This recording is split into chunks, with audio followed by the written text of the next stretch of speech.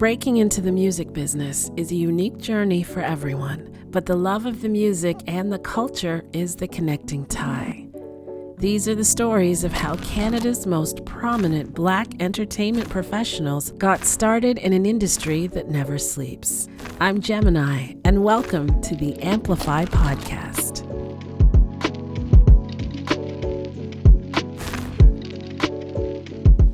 There's a great quote from Paulo Freire: reflection and action must never be undertaken independently. Because if you don't act on what you've learned, how can you move forward? In this episode, we reflect on what our guests have learned, how their younger selves would see them now, and why adapting to change is the key to moving forward. When we ask DJ Lissa Monet what her younger self would say now about her journey, she says the young Lissa would be proud. I think my younger self would be really impressed, would be super proud, would be inspired that I didn't succumb to,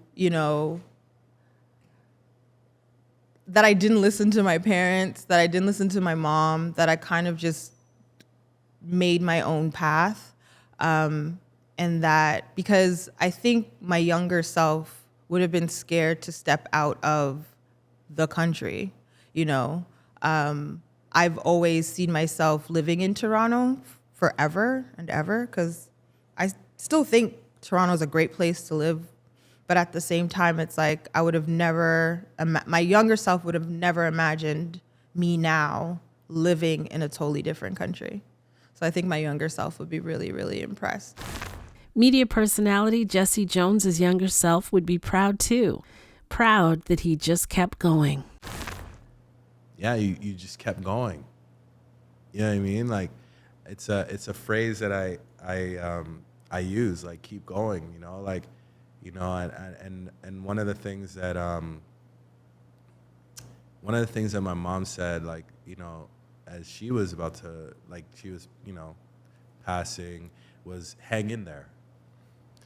Really and truly, like, just hang in there. You know what I mean? It's going to be a bad day. We're going to have these, like, stresses on our journey, and we're all dealing with things. But, like, that's why, again, I go back to, whatever the thing is that we're deeply connected to, I think we really need to, like value that.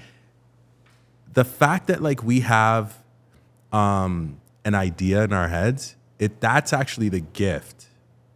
If we're thinking it and we can actually see it in here, that's like a gift. That's like a gift. So it's just you to now unfold it. And unfolding it and having a billion people love it should not impact you unfolding it. Like, you might unfold it and it might impact 10 people, but that's still amazing, right? Because you had it here, you put it out. Like, it really needs to be for this, right? So I think, that idea of continuing. In baseball, they put you in the Hall of Fame for hitting the ball 3 out of 10 times. The best baseball players in the world are in the Hall of Fame with like a 300 batting average. That means they have missed 70% of the time. Now, I in any test that we had growing up, would we ever think we were successful if we got 30% of it right?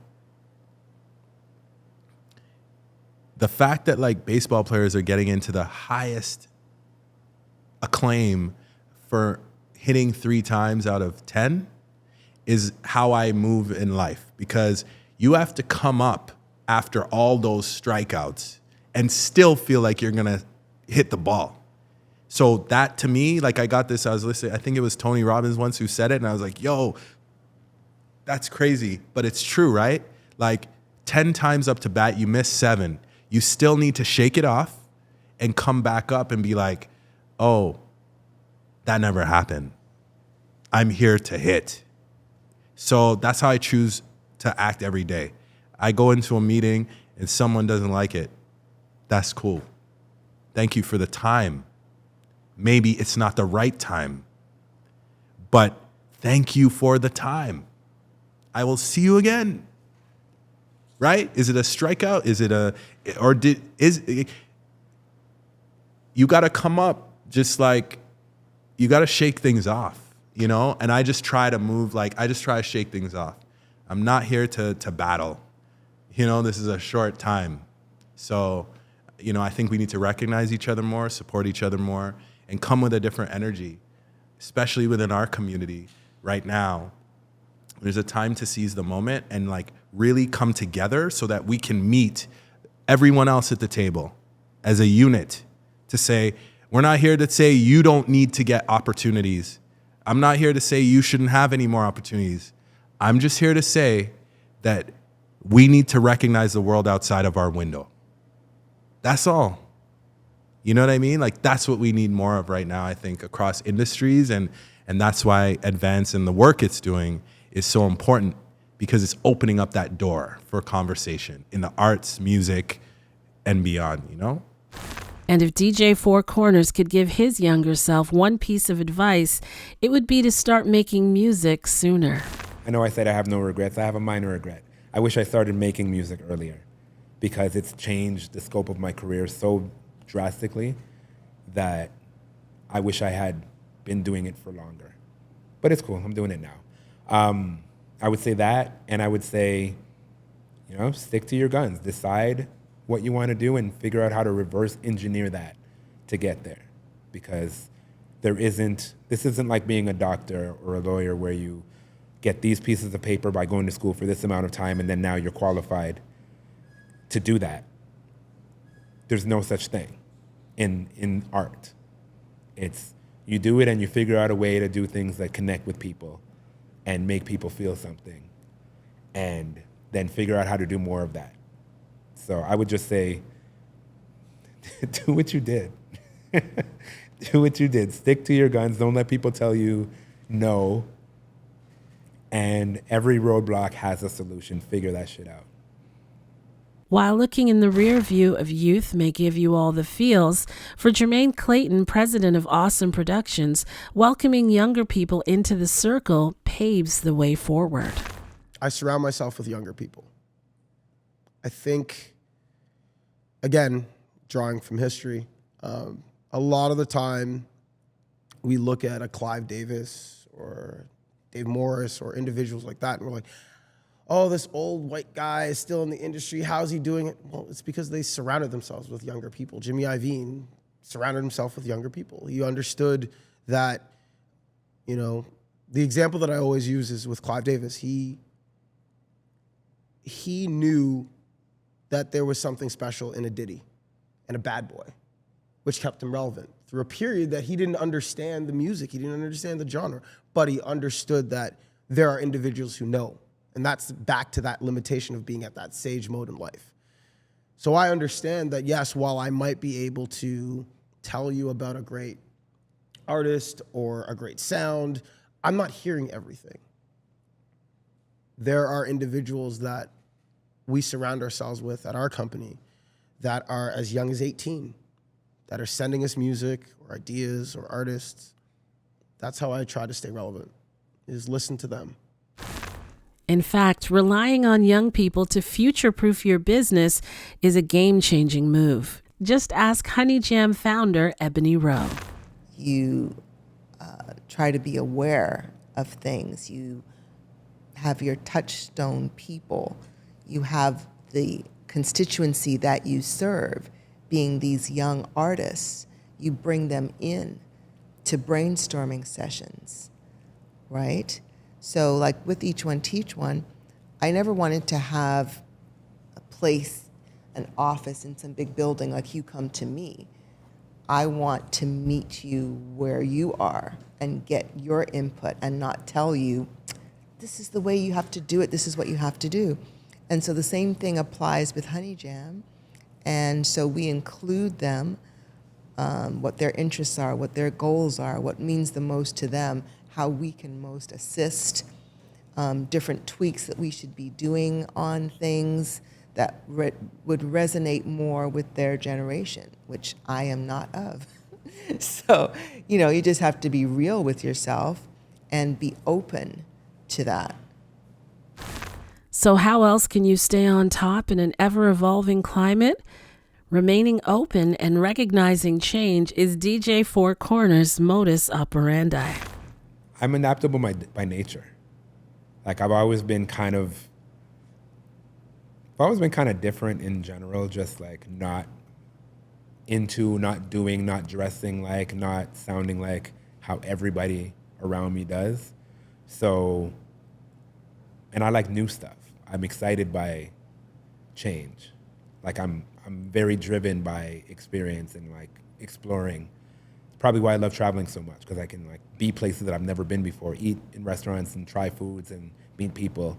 So when it's time to evolve, like I'm already on it. I think that's why I've been able to maintain my trajectory in this biz. Like there's a lot of people that I know that were, at the same level or maybe a little bit ahead of me or even behind me when I was getting started, that are not really doing things at a high level anymore for various reasons. But I think a large one is not everybody's willing to adapt. Not everybody, I hear a lot of, I don't like the new music.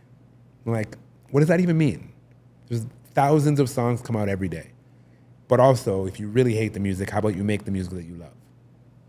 Do something about it, So I've just always been of that school that like things are gonna change and I like change. I'm excited to see what's next and how things are gonna play out. And like plenty of people are like, oh, social media, I'm not into it. I'm like, I'm all in it. Like I'm super on TikTok. You know what I mean? I work with TikTok directly now. Like I think that to not evolve is to like leave yourself behind. Why would you want to do that? It's about staying sharp and on top of trends, like advanced publicist Jamelia Campbell. When I started out, I was physically cutting articles out of magazines and newspapers that I was able to secure. Well, a lot of newspapers aren't covering media anymore. The magazines are getting like out of business left, right, and center. They don't really exist anymore. And so it's a shift in understanding where media lies and how to pitch and where to pitch and who to pitch. And it's definitely having to stay sharp. Like TikTok wasn't in existence when I joined the music industry, and now it's arguably one of the most important parts of the music industry right now anyway. And so it's like staying sharp and staying on top of like the trends and what's going on. That's a part of publicity and part of media, period. You need to know where kids are streaming, what's cool, what's not anymore. And that's gonna keep on changing and keep evolving. It always has. What are the mediums we're using? What are the websites? What are the tools that we're using? And being on the cutting edge of understanding that is of extreme importance, because your marketing and your branding is going to fail if you don't know where your audience is. If you don't know where your audience is because you're not up to date with where the cutting edge stuff is, then it's just domino effect.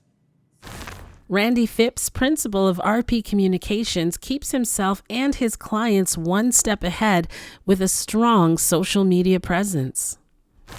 I have a strong social media presence, and I speak about it all the time, that Instagram is a free platform that we all have to use, but people don't utilize it properly. It's something that I lecture my clients on. It's something that I speak about at events or conferences. I'm super passionate about social media. I've never had to solicit a client yet, because most of my business obviously comes through referrals first and foremost, but then also through Instagram. So I make sure that I'm active, I have a presence, people know what I'm doing. Even today, the interview I'm taking behind the scenes, people want to support you. And I think a lot of people are too shy to put themselves out there, but people really want to know what's happening in your lives. They want to know what you're doing. And then me being here or being somewhere could trigger someone, oh, he's a publicist, this is what he's doing. And then that could lead to a client. I also share all of my client successes and on my social channels, client, so people know what I do, they know who I work with, and they see the caliber and the levels that they're on and who we work with. I keep up with the trends. I try to be ahead of it. So for instance, TikTok is like really big. And I remember at the start, I was like, oh my God, begrudgingly another platform, something else we have to do. But I try to study them so that when the clients come and it's time for them to use it, I'm already an expert in that arena. So TikTok is like super big now, but it's gonna blow up even more. So I try to stay ahead of the platforms and the trends and the curves and just be aware of like what's happening as far as like the different industries that I work in. I always scan the news. I have my team always checking on different story opportunities for clients, opportunities for awards, and just making sure that you're kind of like on top of things, which is exhausting sometimes, but it's non-negotiable. It's also about connecting, and Jesse knows just how important that is. Yeah, I mean, I'm excited about some things that are happening right now. I'm excited about the work we're doing at Jones & Jones. We're still producing, you know, during the pandemic when everything was shut down.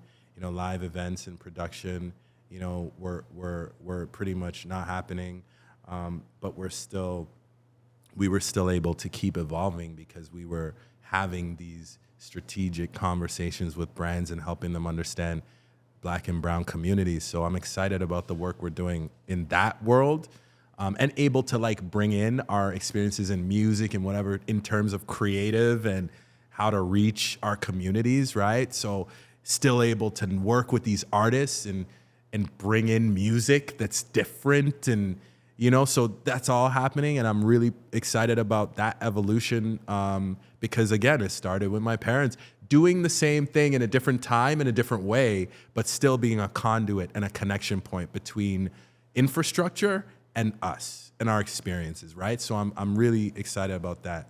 And then personally, man, like, you know, there are some, you know, things in the works right now. I really love the opportunity to connect worlds and do that through media. And so there might be things in that realm that are coming, but my biggest thing that I get excited about is just any opportunity to connect and to inspire. Like really, at the end of the day, whether it's my industry or not, I just want people to know that connecting to that dream is worth it. And you have to be doing it for you. It can't be for the accolades you will get, because those will dip. And if that's what you're connected to, the dipping of that will crush you. So make sure you're really connected to it. Make sure you're really passionate about it. And you'll really go into the trenches for it. And so that's ultimately what I'm excited about doing, is like, if I have a platform, how I'm able to unify people through that platform and still be living my truth and my desires, you know, whether that be business, creatively. I think it's amazing to have those sides and to be able to activate them every day. So, yeah. So what's next for our esteemed guests? Jermayne will continue going into the trenches for his clients because their future is his future. I call them like the 3 Ds, which is funny. It's Dom Valley, it's DJ SB, it's Dylan Sinclair. Because those 3 especially have interesting and intricate stories to tell. And I want to make sure that they are at the highest level to tell that story. So even, for example, just yesterday, Dom got a chance to play Rolling Loud. He's just turning 22. And for him, the amount of work that he's done even before that, to get to this point, to be able to tell his story on this level, to have his mom and his dad there, that's proof of concept. Because a lot of the time, especially in creative industries, our parents are thinking of security. Oh, well, is my son going to be okay? Is my daughter going to be okay? Can you make rent? They see that struggle. So for them to witness that he's able to tell his story on this level, that's beautiful. So now I got to continue to do that as he continues to grow. So that's what's next for me, is making sure that each client has the ability to tell their story at the highest level. Jamelia wants to make executive power moves in the entertainment industry's corporate boardrooms. One of the best things about my job so far is I loved going back to like York, or going back to like any of the schools that I attended and talking to the students and giving back in that way. And oftentimes when I would talk, kind of just like, you know, Q&A and question period, And afterwards, you can come and talk to the speakers. I would usually have a line to talk to me, as opposed to other speakers maybe have one or two people. And yes, it's because our industry is shiny and sexy, and so you around celebrities, people want to talk to you. But it's also, I heard so much that people didn't know this existed. People didn't know that you could be a part of the industry in this way. And so it was just so important for me to understand I matter just because I'm a Black woman existing in this space, and people didn't know that is available to them. And so I would love to be able to further that by becoming an executive, by getting a leadership position, to be able to only further that work of showing people, showing community that you can be an executive and look like me and not have, nepotism is not a part of my world. I don't have, people in my world holding me up. I didn't have mentors that look like me, and yet I was still able to achieve this. Yet I was still able to climb these ladders. Yet I'm still able to navigate in these rooms. Yes, I'm still who I am, what I look like, and able to really dominate in this field and excel. And so it's important to me and a goal of mine to excel and to be able to get to that level just so I can be further representation for more people. And while Jamelia is looking to rise, Randy is looking to expand and go global. Expansion. I think I'm there where I'm ready to kind of build out a team, kind of get bigger, a little more international, and just have a bunch of people working for me as well, because I do a lot of the work myself. I have a lot of people that support, but the bulk of the work is done by me, and it's a lot. However, Randy isn't the only one with international plans. DJ Lissa Monet is all about the globetrot. So basically, the cycle of a DJ is that summertime is crazy busy, and then once New Year's Eve hits, everything dies. So from January to March, there's no gigs, and it's cold. It's it's winter. Toronto's a miserable place in the winter, and I knew in 2020, only having 2 gigs when we had opened up that summer, that I just didn't want to be in Toronto for the winter time. And naturally, because my family is from the West Indies, I would have gone to either Trinidad or Grenada, but the borders were closed. And it just so happened that I had a friend of mine who had just moved his whole family from the UK to Ghana, and he was like, just come stay with us. And I was like, cool. And I was like, are you okay if I stay for 2 months? And he was like, yeah, sure, no problem. So I stayed, and then my return flight with British Airways got canceled. So I saw that as a sign. And I just I stayed, and I would call home, and my mom would be like, we're still on lockdown. It makes no sense for you to come back. So I just kind of stayed. And to the point where I was like, okay, I'm spending way too much money on Airbnb. Let me get an apartment. And so I ended up getting an apartment, which forced me to stay in Ghana for a year, because you have to pay rent up front for a year. So I was literally, I shouldn't say forced, but it locked me in to Ghana for a year. And in that year, I just